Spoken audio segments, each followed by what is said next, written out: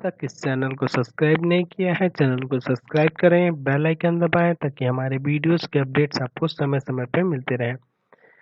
ये आपका part 1 video chapter का पार्ट 1 वीडियो में आज हम लोग शुरू करने जा रहे हैं वास्तविक संख्याएं यानी कि रियल नंबर। ये क्लास 9th का फर्स्ट चैप्टर है। तो वास्तविक संख्याएं क्या होती है इसके बारे में तो हम लोग इस चैप्टर में आगे जानेंगे ही। इससे पहले हम लोग चर्चा करते हैं कि पिछले क्लास में आप लोगों ने पढ़ा हुआ क्लास 8 में प्राकृत संख्याएं, परिमेय संख्याएं, पूर्णांक है ना, पूर्णांक संख्याओं के बारे में, सम संख्याएं, विषम संख्याएं, ऐसे बहुत सारी संख्याओं के बारे में हम लोग पढ़े होंगे। तो एक बार उसका पहले रिवीजन कर लिया जाए, ठीक है। सबसे पहले हम लोग बात करते हैं प्राकृत संख्या यानी कि नेचुरल नंबर, ठीक है। प्राकृत संख्याएं क्या होती है? गिनती में प्रयुक्त होने वाली संख्याएं 1, 2, 3, 4, 5 ऐसे प्राकृत संख्याएं कहलाती हैं, ठीक है। और सभी प्राकृत संख्याओं के समुच्चय संग्रह को n से सूचित करते हैं। इसको कैपिटल N से सूचित किया जाता है। यानी जहां भी कैपिटल N आपको दिखे उसका अर्थ है कि ये प्राकृत संख्याओं का संग्रह है। तो ये थोड़ा डार्क लेटर में रहता है, ठीक है। इसको डार्क लेटर में ही लिखा जाता है, इसको ध्यान रखना है। चलिए, तो प्राकृत संख्याएं क्या हो जाएंगी? यानी कि गिनती में जो प्रयुक्त होती हैं, जैसे 1, 2, 3, 4, 5, 6, 7, ये सब क्या है? प्राकृत संख्या है। अगर हम इसको संख्या रेखा पर देखें, संख्या रेखा आपको पता है ना, मतलब ये एक रेखा हो गई है ना, इस पे संख्या को दिखाया जाता है, दर्शाया जाता है। तो इस पे किस तरह से दिखाएंगे, है ना। हम लोग अगर प्राकृत संख्याओं की बात करें तो प्राकृत संख्याएं कौन सी होंगी? तो अगर मान लीजिए ये हम लोग एक ले लेते हैं, इसके मध्य का बिंदु एक ले लेते हैं 0, है ना, या फिर है ना ये 0 है और ये बिंदु को मान लेते हैं, ये बिंदु है O, ठीक। इसके बाद यहाँ पे देते हैं 1, 2, 3, 4, 5, 6, यानी ये सब, ठीक है। ये नाम दे सकते हैं A1, A2, A3, A4, A5, A6, है ना। तो ये 0 के इधर ये जितना भी है A1, A2, A3, A4, ये सब क्या है? प्राकृत संख्या है, ठीक है। तो इस तरह से इसको आप संख्या रेखा पर दर्शा सकते हैं, यानी कि 0 के दाईं ओर। और ये जो हम लोग गिनती लिखते हैं ना, 1, 2, 3, 4, 5, इस इक्वल डिस्टेंस पे लिखना होता है। यानी कि यहाँ पे OA1 बराबर होगा यहाँ A1, A2 बराबर होगा यहाँ A2, A3, है ना, A3, A4, ये दूरी को हम लोग दर्शा रहे हैं। तो इस तरह के बीच की दूरी इनकी हमेशा बराबर रखनी होती है, इक्वी डिस्टेंस पे रहते हैं, ठीक है। तो यानी कि ये जो A0, A1, A2, A3, A4, A5, A6 है ना, यानी कि ये जो 1, 2, 3, 4, 5, 6 जो निरूपित की हैं संख्या रेखा पर, यही क्या कहलाती हैं? प्राकृत संख्याएं कहलाती हैं। क्लियर हो गया? अब हम लोग बात करते हैं पूर्ण संख्याओं के बारे में, यानी कि होल नंबर। सभी प्राकृत संख्याएं के संग्रह में शून्य को शामिल कर देने से प्राप्त संख्याएं पूर्ण संख्याएं कहलाती हैं। कहने का अर्थ है कि जैसे इसमें हम लोग जो प्राकृत संख्याएं थी, प्राकृत संख्या क्या थी? 1, 2, 3, 4, 5, ये सब प्राकृत संख्या है।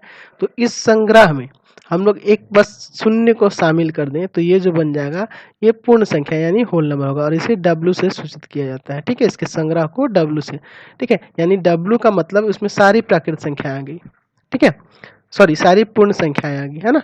तो ये टोटल पूर्ण संख्याओं को निरूपित करता है। अब जैसे इसको संख्या रेखा पे प्रदर्शित करना होगा तो इसी तरह से आप एक संख्या रेखा बनाएंगे। यहाँ पे आपका 0 हो जाएगा, ये बिंदु दे दीजिए O, 1, 2, 3, 4, 5, इस तरह से इसका नाम दीजिए A1, A2, A3, A4, A5, ठीक है। इनके बीच में भी इक्वी डिस्टेंस रहेगा, बराबर बराबर दूरी होनी चाहिए। यहाँ भी OA1 बराबर होगा A1, A2 बराबर होगा A2, A3, ठीक है, A3, A4 और A4, A5, इस तरह से इक्वी डिस्टेंस पे रखा जाता है। तो यहाँ O है, A1 है, यानी कि ये जितनी भी इसमें संख्या है O से लेके A1 तक, है ना, A5 तक जितने भी ये बिंदु आ रहे हैं A1, A2, A3, A4, A5, ये सब यानी कि 0 से लेके 5 तक के इसमें जो दो भी दर्शाए हैं वो क्या कहलाएंगी? पूर्ण संख्या कहलाएंगी। इसके आगे और भी हो सकती हैं, 6, 7, 8, 9, 10, 11, ऐसे अनंत तक आप जा सकते हैं, इन्फिनिटी तक जा सकते हैं, है ना। यानी कि 0 से लेकर इन्फिनिटी तक जितनी भी गिनती वाली संख्या आएंगी सब क्या कहलाती हैं? पूर्ण संख्या, यानी गिनती वाली संख्या है। इसमें बटा में भी आ सकती है बहुत सारी संख्या, बस हम लोग गिनती वाली की बात करें, है ना। तो 0, 1, 2, 3, 4, 5, 6 ये सब क्या कहलाती हैं? पूर्ण संख्याएं कहलाती हैं, ठीक है। यानी ऐसे भी परिभाषा लिख सकते हैं कि 0 से शुरू होकर, है ना, 0 से शुरू होकर, जीरो से शुरू होकर गिनती की ओर बढ़ने वाली संख्याएं,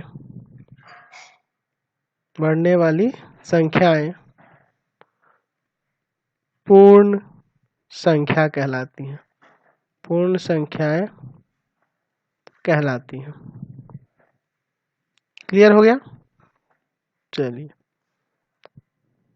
अब हम लोग बात करते हैं पूर्ण संख्याएं यानी इंटीजर के बारे में। तो प्राकृत संख्याओं के संग्रह में शून्य यानी कि प्राकृत संख्याओं के संग्रह में शून्य यानी हो गई पूर्ण संख्याएं, तथा ऋणात्मक पूर्णांकों -1, -2, -3 को शामिल करने पर प्राप्त संख्याएं पूर्णांक कहलाती हैं। ठीक है, कहने का अर्थ है कि जितने भी आप ऋणात्मक संख्या देख लें, अगर इन्फिनिटी तक चलिए, है ना, इधर इन्फिनिटी तक लिख सकते हैं, -1, -2, -3 ऐसे -4 इन्फिनिटी तक है, ये डॉट डॉट देने का अर्थ है। ठीक है, और इधर भी 0, 1, 2, 3, 4 ये सारी संख्या है। ठीक है, इधर भी इन्फिनिटी तक। तो ये टोटल जो संग्रह कहलाएगा, इनका समुच्चय जो कहलाएगा वो पूर्णांक कहलाता है, इंटीजर कहलाता है। और इसको हम लोग जेड से सूचित करते हैं, कैपिटल जेड से, या इसको एक और संकेत से सूचित करते हैं, आई से। ठीक है, आई का मतलब ही इंटीजर होता है। ठीक है, जेड जो है, जेड इसका नाम आप सोच रहे होंगे आई से इंटीजर होना चाहिए, जेड क्यों रखा गया? तो जेड जो थे ना, एक जर्मन शब्द है, उसको कहते हैं जेहलिन। ठीक है, उसे क्या कहते हैं? जेहलिन कहते हैं। ठीक है, और इसका मतलब ही होता है गिनना। इसका मतलब क्या होता है? गिनना। ठीक है, जेहलिन, इसी से ये लिया गया है। ठीक, तो इसका संग्रह यानी कि माइनस में भी बढ़ते हैं, -1, -2 इन्फिनिटी तक, उसी तरह 0 से आगे बढ़िए 1, 2, 3, 4 इन्फिनिटी तक। यानी कि संख्या रेखा पर जितनी भी हम लोग संख्याएं प्रदर्शित करेंगे गिनती वाली, वो सारी प्लस में भी और माइनस में भी सब मिलके क्या कहलाती हैं? पूर्णांक कहलाती हैं। अब इसको संख्या रेखा पे किस तरह से दिखाएंगे? इस तरह से देखिए, इधर हो गया -इन्फिनिटी और इधर हो गया +इन्फिनिटी। यहाँ आप दे दिए बीच में 0, इधर दे दीजिए 1, 2, 3, 4, 5, इधर भी -1, -2, -3, -4, -5, इसका नाम दे दिए O। ये हो गया A1, A2, A3, ये बिंदुओं का हम नाम दे रहे हैं, A4, A5, इधर भी दे सकते हैं। इधर दूसरा नाम दीजिए B1, B2, B3, है ना, B4, B5। तो जितने भी ये लिखे हैं संख्याएं सब इक्वी डिस्टेंस पे होनी चाहिए, यानी हर एक के बीच की दूरी बराबर, चाहे वो प्लस में हो या माइनस में हो। यानी ऐसे लिख सकते हैं कि B5, B4 बराबर B2, B4, B3, B3, B2, समझ ना, इस तरह से B2, B1, B1, B0, B1 O, O A1, A1 A2, इस तरह से यहाँ तक। तो सबकी दूरी यानी इक्वी डिस्टेंस पे संख्याओं को दर्शाया जाता है, लिखा जाता है। ठीक है, तो यहाँ से क्लियर हो गया आपको पूर्णांक के बारे में। तो इसमें पूर्णांक 3 तरह के हो जाएंगे। ठीक है, ये एक से इधर बढ़िएगा तो ये धनात्मक, इनको कहेंगे धनात्मक पूर्णांक। धनात्मक पूर्णांक जिसे संख्या रेखा पर, ठीक है, दाहिनी ओर लिखा जाता है। ठीक है, और एक होते हैं ये ऋणात्मक पूर्णांक। धनात्मक को कहते हैं पॉजिटिव इंटीजर। ठीक है, ये ध्यान रखेंगे आप लोग। और ऋणात्मक पूर्णांक ये हो गए माइनस वाले, ऋणात्मक। ठीक है, ऋणात्मक पूर्णांक यानी निगेटिव इंटीजर। तो ये निगेटिव इंटीजर कहलाता है, निगेटिव इंटीजर। ठीक है, और इसे संख्या रेखा पर बाईं ओर लिखा जाता है। और ये जो बीच वाला है इस 0, उसको कहते हैं शून्य पूर्णांक। इसको क्या बोलते हैं? शून्य पूर्णांक। ठीक है, और ये बीच में रहता है। ये नॉन निगेटिव नॉन पॉजिटिव होता है। 0 जो होता है नॉन निगेटिव नॉन पॉजिटिव, यानी कि ना प्लस में रहता है और ना ही माइनस में रहता है। अब हम लोग बात करते हैं, हमें तो समझ में आ गया प्राकृत संख्याएं क्या होती हैं, पूर्णांक क्या होता है। ठीक है, अब चलिए इसके कुछ ऑपरेशंस है उसको समझ लेते हैं। प्राकृत संख्याओं और पूर्ण संख्याओं के समुच्चय पर समित्र संक्रियाएं यानी कि क्लोज ऑपरेशन जो होते हैं उसके बारे में, यानी कि close operation on the set of natural number and the set of whole number. ठीक है, चलिए दो प्राकृत संख्याओं का योग भी एक प्राकृत संख्या होगा। कोई भी प्राकृत संख्या ले लिए, 1 + 2 जोड़िएगा तो क्या आएगा 3 आएगा, 2 + 5 जोड़िएगा क्या आएगा 7 आएगा। ठीक है, तो ये दोनों प्राकृत संख्या है, जोड़ने पे भी ये क्या आ रहा है, ये भी एक प्राकृत संख्या ही आ रहा है, यानी कि ऐसे ये एक नेचुरल नंबर है। बिलोंग्स, इसको पढ़ा जाता है बिलोंग्स, इस चिन्ह का मतलब होता है बिलोंग्स टू। बिलोंग्स टू का मतलब होता है कि ये बिलोंग करता है, एक प्राकृत संख्या है। कहने का मतलब ये 7 प्राकृत संख्या का एक सदस्य है ना, तो उसके लिए हम लोग बिलोंग्स टू का प्रयोग करते हैं। ठीक है, ये सिंबल जो है इसको बिलोंग्स टू, अगर नहीं करता है तो उसको नॉट बिलोंग्स टू। जैसे अगर नेगेटिव में कहता है ऐसे कर देंगे। ठीक है, यानी कि ये नहीं, -1 क्या प्राकृत संख्या है, नहीं है, तो इस ये संकेत यही दर्शाता है, इसको नॉट बिलोंग्स टू कहा जाता है। ये क्या है आपका संकेत, नॉट बिलोंग्स टू। ठीक है, इसको ध्यान रखेंगे। चलिए, तो दो प्राकृत संख्याओं का योग भी क्या होता है, एक प्राकृत संख्या ही होता है। तो प्राकृत संख्याओं के इस गुण को हम यह कहकर व्यक्त करते हैं कि प्राकृत संख्याओं का समुच्चय योग संक्रिया के सापेक्ष समित्र है। ठीक है, योग संक्रिया के सापेक्ष ये क्या है, समित्र है। कहने का मतलब कि जोड़ने पे एक प्राकृत संख्या ही आ रहा है, दो प्राकृत संख्या को जोड़ने पे एक प्राकृत संख्या का आ रहा है, और इसी को कहते हैं कि यह प्राकृत संख्या के योग संक्रिया के सापेक्ष समित्र है, क्लोज्ड है। उसी तरह अगर हम पूर्णांकों में बात करें तो दो पूर्णांकों का योग सदा एक पूर्णांक ही होगा, है ना। जैसे कहने का मतलब जैसे -1 ले ले, है ना, और 5 ले ले, ये इनको जोड़िएगा तो आ जाएगा 4। तो 4 भी तो एक पूर्णांक ही है ना, ये भी एक पूर्णांक है ना, एक इंटीजर है। 4 बिलोंग्स टू ए इंटीजर। ठीक, उसी तरह कुछ भी लीजिए, -5 लीजिए प्लस -3 लीजिए, दोनों तो पूर्णांक है, जोड़ेंगे तो -8 आ गया, तो ये भी एक पूर्णांक है। ठीक है, इससे सूचित कर देंगे या n से भी सूचित कर सकते, सॉरी z से सूचित कर देंगे इसको। ठीक है, i या z से। ठीक, उसी तरह -2 है प्लस 7 है, ये घट जाएगा, आ जाएगा 5, तो 5 भी तो एक पूर्णांक ही है। ठीक है, तो यहाँ से आप समझ गए कि दो पूर्णांकों का योग सदा ही क्या होगा, एक पूर्णांक ही होगा। तो इससे हम लोग इसी तरह कह सकते हैं। साथ ही अगर हम ये बात करें कि दो पूर्णांकों का अंतर भी एक पूर्णांक होगा ना, जैसे अगर -5 लें, ठीक है, और प्लस, सॉरी माइनस दिखाना है आपको ना, -3 ले लें तो ये भी -8 आ जाएगा, तो ये भी तो एक पूर्णांक ही है। ठीक, उसी तरह 4 ले लें और 7 घटा देंगे तो -3 आएगा, ये भी तो एक पूर्णांक ही है। ठीक है, तो योग भी पूर्णांक हो जा रहा है और अंतर भी पूर्णांक हो जा रहा है।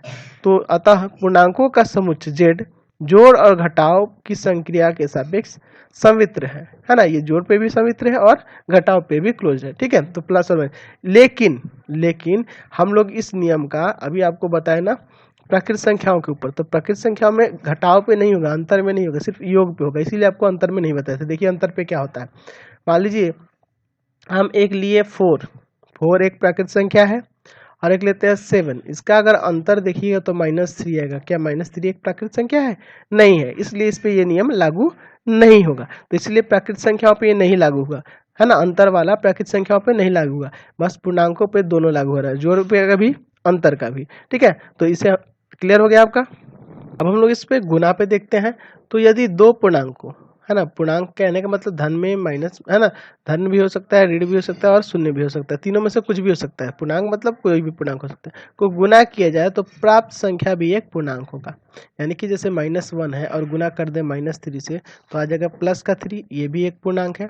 ठीक है, ये भी एक पूर्णांक है। उस तरह -2 ले लें, इंटू कर दे 7 से, जो आएगा वो भी क्या होगा, एक पूर्णांक ही होगा। ठीक, माइनस में है, ये भी तो पूर्णांक है। 4 ले लें, 0 से गुना कर दिए, 4 में 0 से गुना करेंगे 0, तो 0 भी तो एक पूर्णांक है। तो यह जो है, अतः हम कह सकते हैं कि पूर्णांकों का समुच्चय z गुणन की संक्रिया के सापेक्ष भी समित है। तो क्या यह संक्रिया आपकी प्राकृत संख्या पे भी लगती है? तो हाँ, प्राकृत संख्या पे भी लगेगी। जैसे अगर प्राकृत संख्या, दो प्राकृत संख्या ले लिए तो इनका भी गुना जो करेंगे तो ये भी एक प्राकृत संख्या ही आएगी, ये भी क्या आएगी, एक प्राकृत संख्या ही आपको दिख रही है। समझ रहे ना। ऐसे ही अगर कोई भी ले लें, 2 ले लें, 1 ले लें, आएगा 2, ये भी एक प्राकृत संख्या है, नेचुरल नंबर है। यहाँ से आपको क्लियर हो गया। तो यहाँ से आप कह सकते हैं कि पूर्णांक की जगह पे है ना, दो पूर्णांक की जगह पे अगर हम लोग दो प्राकृत संख्या की बात करें, प्राकृत संख्या है ना, तो इसमें ये धन ये सब नहीं आएगा। प्राकृत संख्या की बात करेंगे तो प्राकृत संख्या को गुना किया जाए तो प्राप्त संख्या भी प्राकृत ही होगी। अतः प्राकृत का समुच्चय जेड गुणन के संक्रिया के सापेक्ष भी समित है। ठीक है, तो ये प्राकृत संख्या पे भी लगता है और पूर्णांक पे भी लग गया। ठीक है, तो ये आपको दोनों परिभाषा यहीं से मिल गए। ठीक है, चलिए अब हम लोग बात करते हैं परिमेय संख्याओं के बारे में, है ना। परिमेय संख्याएं क्या होती हैं, यानी कि रेशनल नंबर। ठीक है, तो वह संख्या परिमेय संख्या होती है जिसे p बाई क्यू के रूप में लिखा जा सकता है, जहां p और q क्या है, पूर्णांक है, और q not equal to zero, q not equal to zero. ठीक है, और p और q क्या है, पूर्णांक है। कहने का तात्पर्य है, इसके उदाहरण की बात करें तो जैसे 2/3 लिख दिए, तो देखिए p और q यानी ऊपर और नीचे दिए गए संख्या है, अंश और हर में दी गई संख्या पूर्णांक है, और q जो है जीरो नहीं है। ठीक, उसी तरह 4/7 माइनस 3/2 है ना। अगर 5 लिख दिए तो इसके बाई में कुछ नहीं है तो 1 है ना, 0 भी लिख दिए तो कुछ नहीं तो इसके बाई में तो 1 है, यानी कि ये दोनों भी क्या है, एक परिमेय संख्या है। तो सिंपल अगर 5 लिख देंगे, 0 लिख देंगे तो ये भी क्या होंगी, परिमेय संख्या होंगी। अगर क्या 7/0 लिख दे तो परिमेय संख्या होगी, नहीं होगी। क्यों, क्योंकि नीचे जो होगा q not equal to zero, यानी कि ये जीरो नहीं होना चाहिए, इसलिए अब 7/0 एक परिमेय संख्या नहीं होगी। ठीक है, अभी आगे चल के हम लोग जानेंगे कि परिमेय संख्याएं दो प्रकार की होंगी। एक होता है शांत, जिनका दशमलव प्रसार शांत हो जाता है, और एक होता है अशांत, अशांत आवर्ती। ठीक है, यहाँ से ऐसे भी परिभाषा हो सकता है कि परिमेय संख्याओं का, परिमेय संख्याएं वैसी संख्या है, परिमेय संख्याएं वैसी संख्याएं हैं, वैसी संख्याएं हैं जिनका दशमलव प्रसार, दशमलव प्रसार, दशमलव प्रसार शांत या अशांत आवर्ती होता है, अशांत आवर्ती होता है। अब ये शांत और अशांत आवर्ती क्या है, इसको हम लोग देखते हैं, समझते हैं ये होता क्या है। ठीक है, तो चलिए उदाहरण से इसको आपको समझाते हैं। ठीक, जैसे मान लीजिए उदाहरण लेते हैं हम लोग एक परिमेय संख्या का। ठीक है, एक परिमेय संख्या है आपके पास 1/8 और एक है आपके पास 1/7। दोनों को दशमलव में बदल के देखते हैं, ये 8 यहाँ रखेंगे, 1 यहाँ रखेंगे, 0.01820 और दूना 16 होगा ना, 4 फिर 0 लगेगा, या तो कट गया, फिर 5, ये कट गया, देख रहे हैं ना पॉइंट के बाद। ठीक, इसको देखते हैं 7 1 0.017 3 0 4 28 है ना, 2 0 2 7 दूना 14 आएगा, 6 0 8 56 है ना, 4 फिर यहाँ पे 0 5 35 0 0 यहाँ लगेगा। ठीक है, चलिए आगे इसको काटते हैं, 7 49 फिर 1 आया, फिर आप 0 लगाइएगा।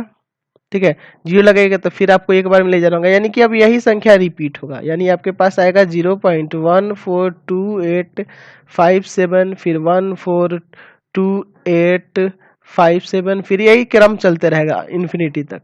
तो यही कहने का तात्पर्य है कि परिमेय संख्याओं का वैसी परिमेय संख्या होती है जिनका दशमलव प्रसार क्या होता है, शांत होता है, यानी ये होता है शांत, या होगा अशांत आवर्ती। अशांत होगा लेकिन एक पीरियड के हिसाब से ये बढ़ेगा, बढ़ता रहेगा। ठीक है, ये हमेशा रिपीट होते रहेगा। ठीक है, ये हमेशा रिपीट हो रहा है, यही बार बार आते रहेगा। ठीक है, तो परिमेय संख्या दो प्रकार की होती है, जिनका दशमलव प्रसार, एक का दशमलव प्रसार शांत होता है और दूसरा होता है अशांत आवर्ती। अब चलिए हम लोग चर्चा करते हैं कि परिमेय संख्याओं को संख्या रेखा पर किस तरह से प्रदर्शित किया जा सकता है। ठीक है, जैसे मान लीजिए आप एक संख्या रेखा ले लिए ये वाली। ठीक है, यहाँ पे लिखे अनंत इन्फिनिटी, इधर माइनस इन्फिनिटी, यहाँ है आपका 0। आपके पास दो तीन संख्या है जिसको संख्या रेखा में प्रदर्शित करना है। पहली संख्या है आपके पास 1/5, दूसरी संख्या हम लोग लेते हैं 2/3, तीसरी संख्या लेते हैं हम लोग 6/5।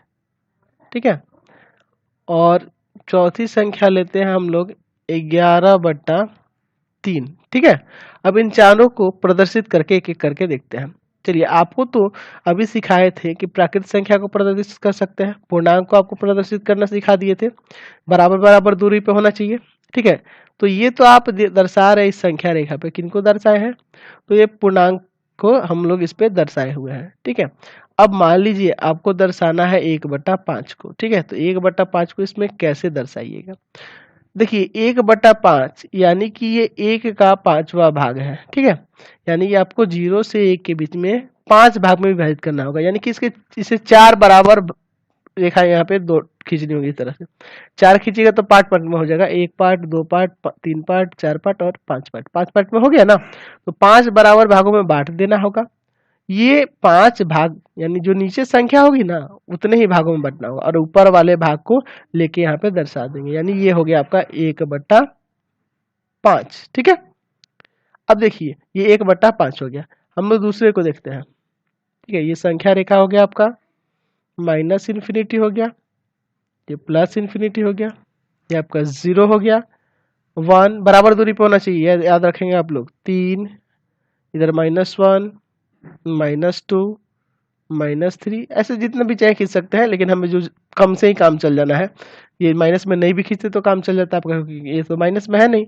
2/3, 2/3, तो 2/3 भी 1 से छोटा है। 2/3 भी क्या है, 1 से छोटा है, यानी ये भी 0 और 1 के बीच में ही होगा। इसको आपको पकड़ना होगा, ये कहाँ होगा, तो 0 से 1 के बीच में ही होगा 2/3।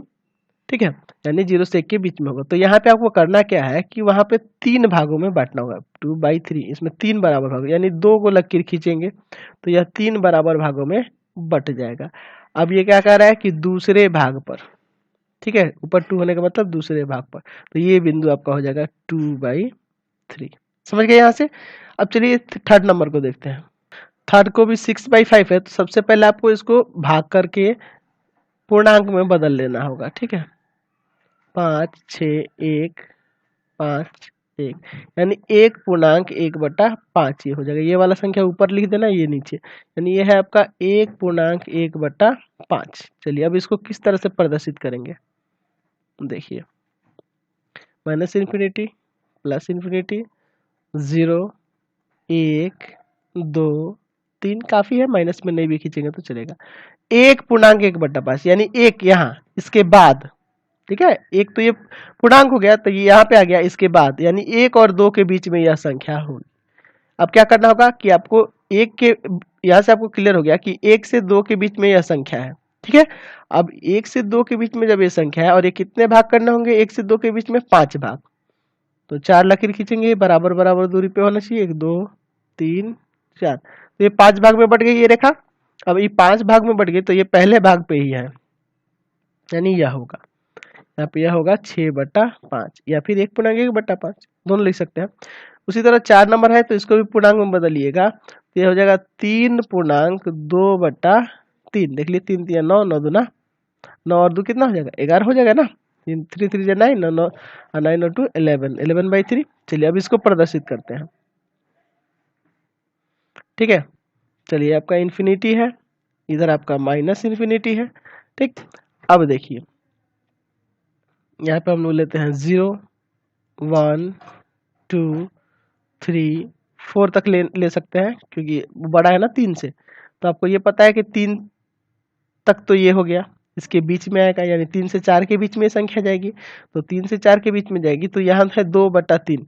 तो 3 के बाद 2/3, यानी इसको 3 बराबर भागों में बांटना होगा, यानी 2 लकीर खींचेंगे तो 3 भाग में बट जाएगा, 3 बराबर भाग में बट गया। अब 2/3 यानी यह दूसरे भाग पे यहाँ पे, यानी ये हो जाएगा 11/3। अब सोचिए कोई माइनस की संख्या होगी तो उसको कैसे प्रदर्शित करेंगे, तो उसको भी इसी तरह माइनस की तरह भी उसी तरह प्रदर्शित किया जाता है। उसका भी एक एग्जाम्पल देख लिया जाए।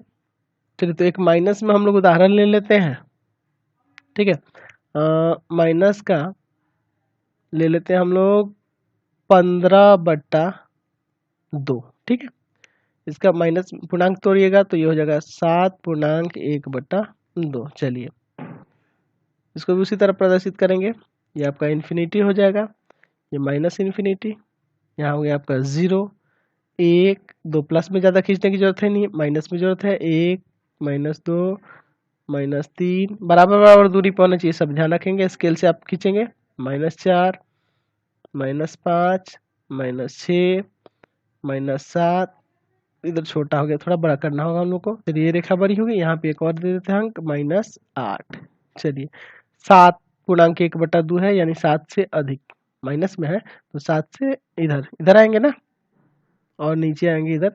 ये तो है एक्चुअल में छोटा है, ये 7 से छोटी संख्या है, क्योंकि माइनस में जितना बड़ा लिखिएगा ना वो उतना ही छोटा हो जाता है, ठीक। तो इससे छोटी इधर की तरफ आएंगे, यानी अब आपको क्या करना होगा, अगले इसमें 2 भाग करने होंगे, ठीक है, 2 भाग। तो एक काटेंगे तो ये 2 भाग में बट गया ना, तो चलिए इसी पार्ट पे ही रंग आ जाएगा, यानी ये है माइनस का 7.1/2, ठीक है। यहाँ से या ऐसे भी लिख सकते हैं -15/2। देखिए इसको दूसरे तरीके से भी एक समझा जा सकता है, जैसे 15/2 है तो पॉइंट में करिएगा तो 2 7 14, एक 0 लगाएंगे पॉइंट लगेगा तो आ जाएगा 2 5 10, यानी माइनस का 7.5। तो माइनस का 7.5 क्लियर हो जाता है ना आपको, यही आएगा, ठीक है। तो इस तरह से ये दिखा सकते हैं, लेकिन गड़बड़ कब हो जाता है, अब जैसे 11/3 को करिएगा तो इसका दशमलव प्रसार जो आएगा अशांत आएगा, अशांत आवर्ती आएगा।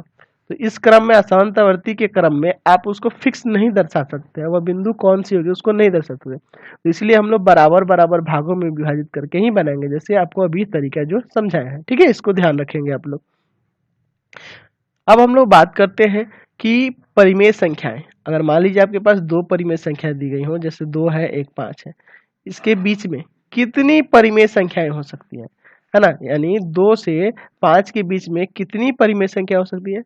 वो सिंपल छोड़िए, 2 से 5 छोड़िए ना, आप 2 से 3 के बीच में अगर बात करें तो कितनी परिमेय संख्या हो सकती है, 7/2, ठीक है। और एक लेते हैं, एक 1/2 और एक 7/2, इन दोनों के बीच में कितनी परिमेय संख्या हो सकती है।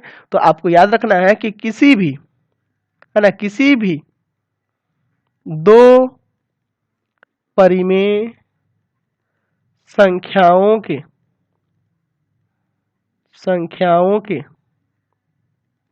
बीच